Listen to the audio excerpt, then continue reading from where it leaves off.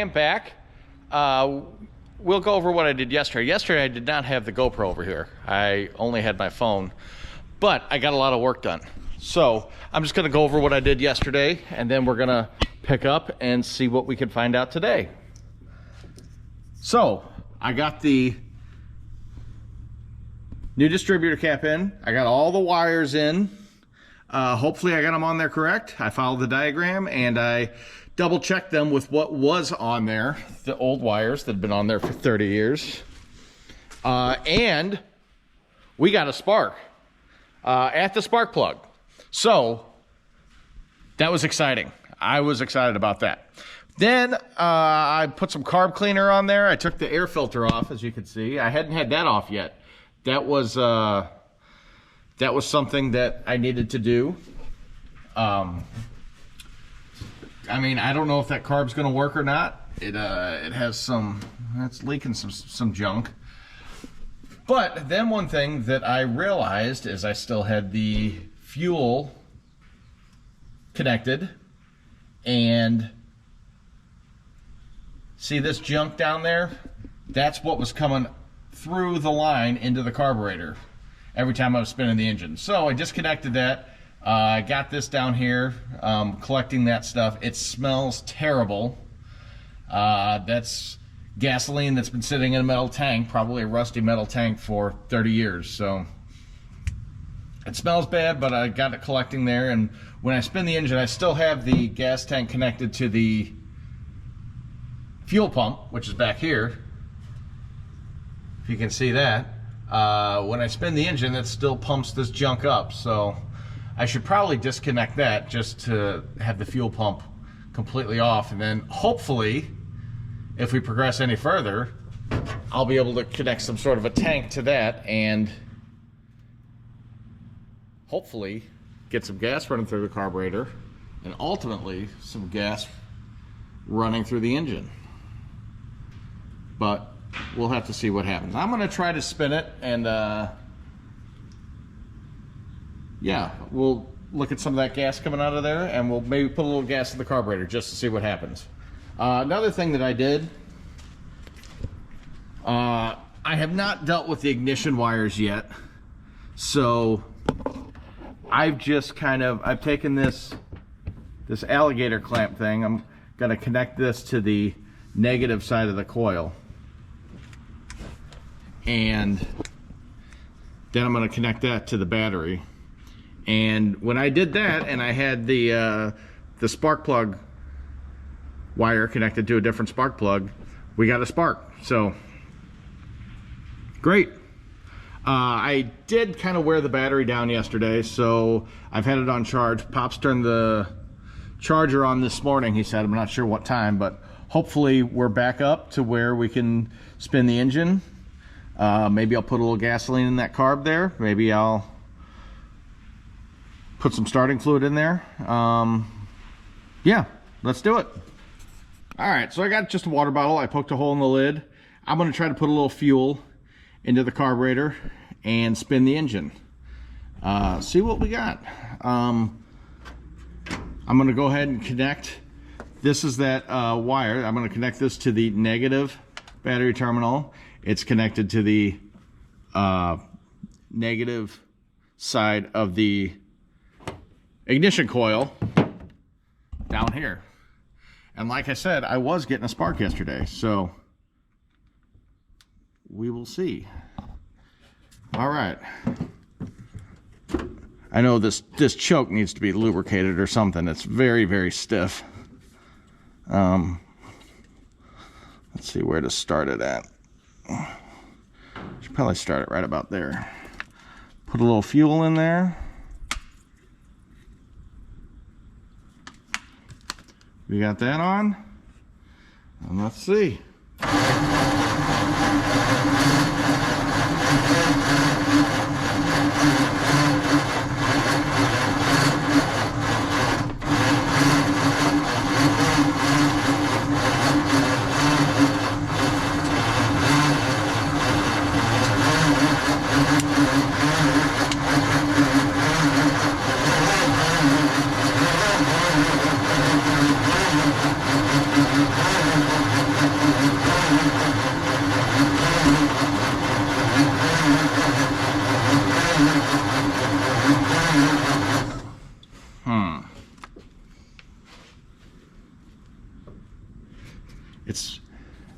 The engine's moving pretty good. I'll try it there.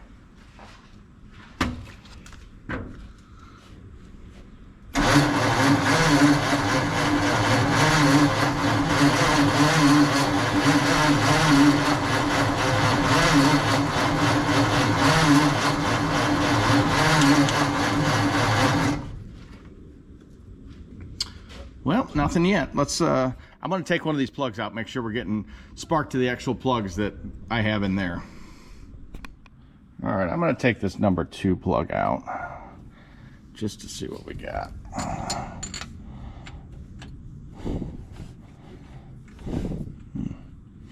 Maybe I didn't have these tightened enough in there. That was pretty easy to... Oh, no. Never mind. I wasn't on there all the way. There we are. Okay. Well, it still wasn't too difficult.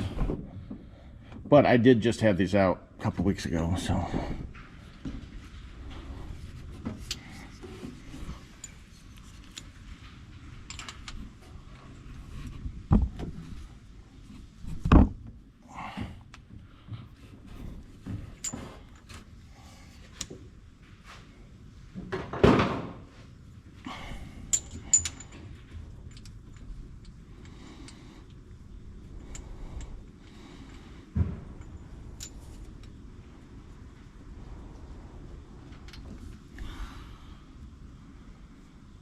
Okay. Well, maybe since I got it out, maybe I'll replace the plugs. I got new plugs. Let's see if we're getting a spark.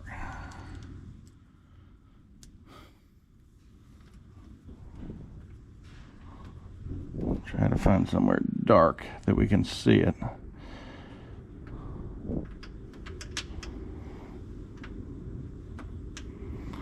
And somewhere that we're grounded, so that should be good.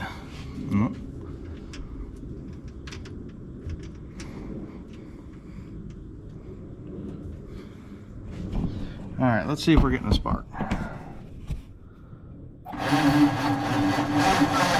All right, since I got that plug out, I don't think it'll hurt to put a little squirt of that mystery oil in. Anything to loosen the engine up a little bit more, try to get it to spin quicker.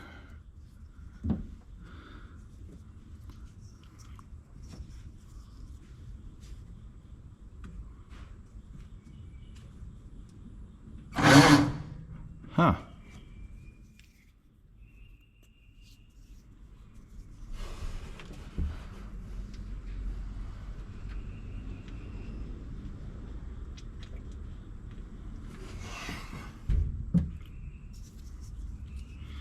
This is interesting, to me at least.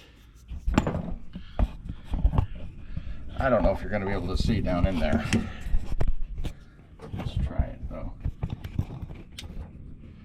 You can see the valves opening and closing when I spin the engine. If I can get to a spot where I can hold the light.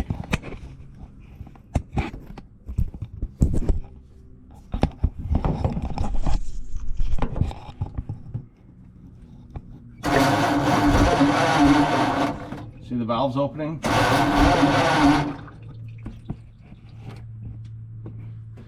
Also, we're still dumping more of that old fuel out of there, so maybe I should go ahead and disconnect that line before I go too much further. But I don't know if we were ever able to see the spark, but I'm going to turn the light off and try to do that again.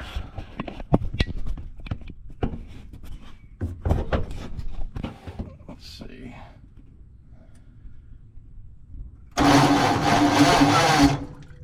Did you see that?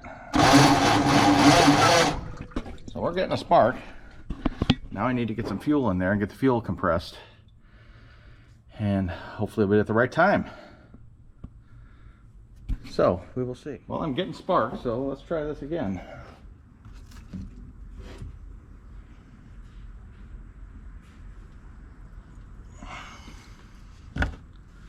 Let's try to open, or I guess close the choke all the way. From what I remember, this thing would start best if you would open the choke just a little bit. That's probably even too much. It has a manual choke. That might be about good. It has a manual choke.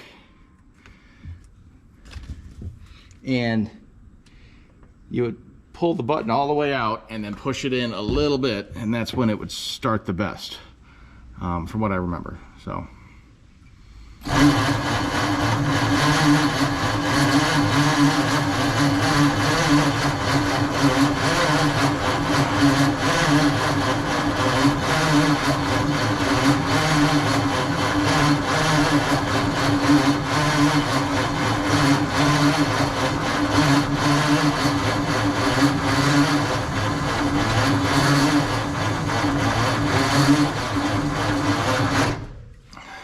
It's the engine sucking air in. We're also, I don't know if that's the gasoline that's leaking out of the carburetor down there or what that is, but we might have to do some carburetor work. I don't know. I don't want to run this battery down too much anymore. Any more than I have to. All right. Just so you can see, I'm going to run around and spin the engine. This grossness that's coming out of the fuel line after the fuel pump.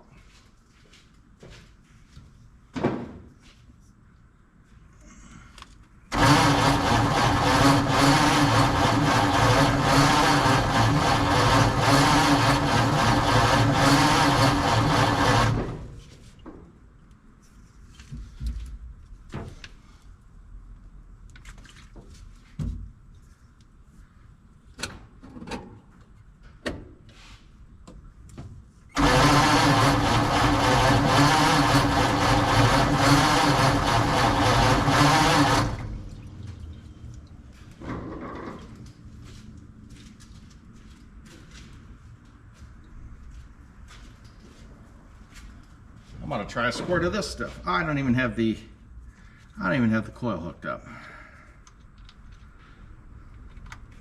Definitely not gonna fire then. Now we are.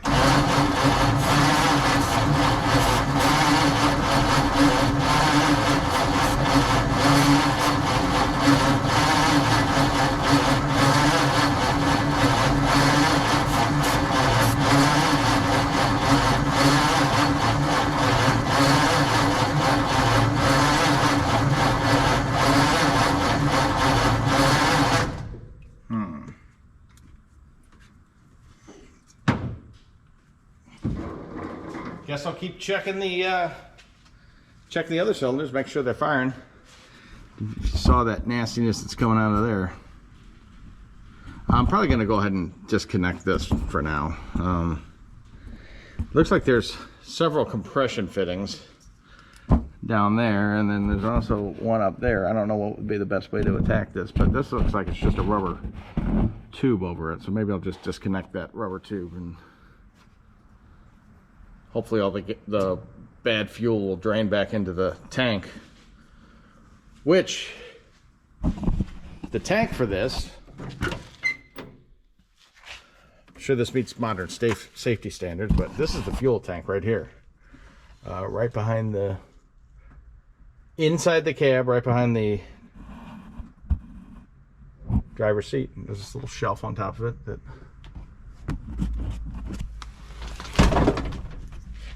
Yep. All right, we're gonna give it one more try for the day. Pops and I were just talking. He thinks this is a timing issue. He says he's thought that for years, and he might be right. So I don't know where our next step will be in that issue, but the timing gears are down here in the front. You can see that they're on the front of the engine. There's two gears. There's a smaller gear which goes at the rate of the crankshaft, and then there's a larger gear that goes at the rate of the camshaft. But I don't know. We'll see. We'll give it one more try before we wrap it up here for the day.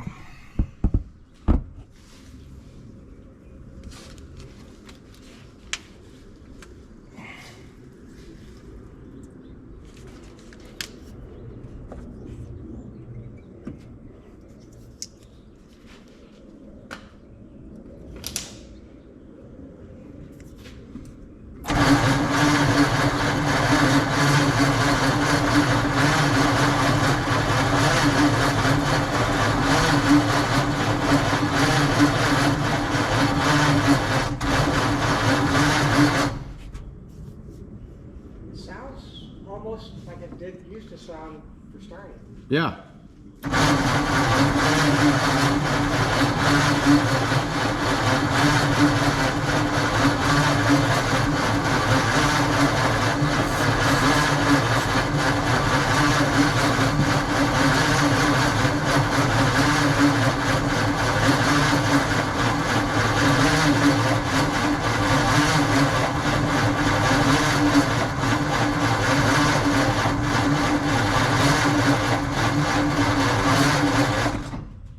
Can't get a fire out of it. Nope, can't get a fire.